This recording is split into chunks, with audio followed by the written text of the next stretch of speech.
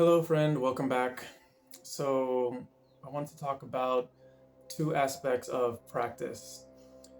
There is the absolute practice and the relative practice.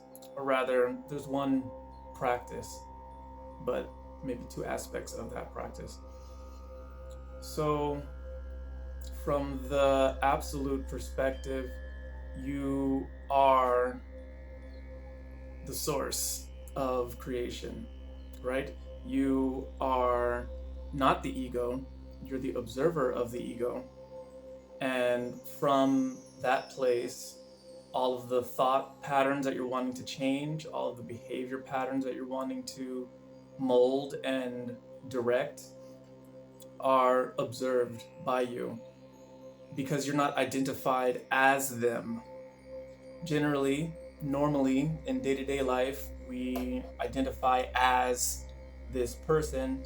Maybe we believe that we are the body, not that we are observing this body, but that we actually are the body, and that we are the mind, that these thoughts that are appearing in front of awareness are who we are.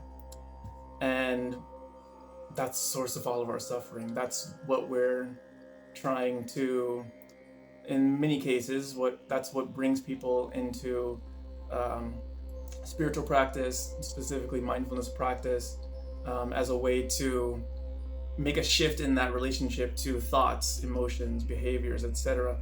But as long as we're unclear about these two aspects, there's always going to be a feeling of identification with the thoughts, with the behavioral patterns, and maybe even a sense of subtle self-violence, self-hatred even. That sounds kind of strong, but in the sense that if we're trying to change these thought patterns, it might feel like, oh, we're trying to change ourselves. There's something wrong with us. There's something wrong with how we are.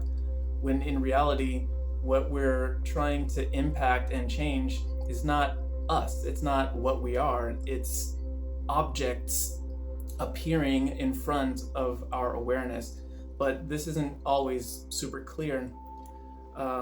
Generally, we start mindfulness practice, and I say generally, I'm generalizing, obviously. Often, we start the practice from the perspective of the relative conditioned reality. Uh, Neuroplasticity is talked about a lot.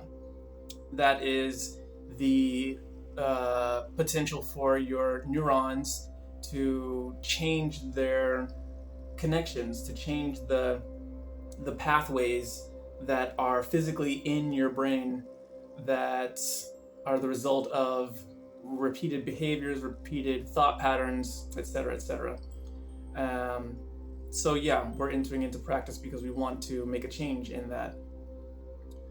But all of that has to do with the persona. All of that has to do with the moldable, changeable, observable aspect of how we are showing up and manifesting in this moment as this body, as this mind. But this body and this mind are observed by us in reality. So coming into the perspective where we can observe that fact is the absolute aspect of practice.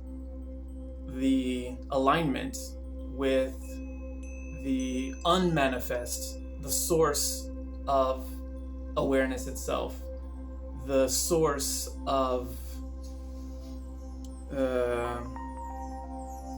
infinite potential, infinite potentiality itself, the space from which all the options are appearing and disappearing.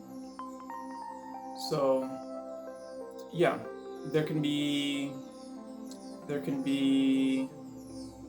a forgetting or an overlooking of the importance of coming into that absolute aspect of practice, loosening the grip on the ego, the sense of self, the personality, the persona, the patterns. So from the absolute perspective, we're wanting to practice in order to realize ourself as that formless source of awareness. And from the relative aspect, we're wanting to practice to realize the ever-changing nature of thoughts and feelings and behaviors so that we can make a choice about how we want to show up and manifest our thoughts, our speech, our behavior in relationship to these other reflections, these other mirrors of consciousness that are our friends and family and strangers. So hopefully that's clear. Let me know how you received that. Let me know what came up for you hearing this. And yeah, let's keep the conversation going. All right. See you next time. Peace.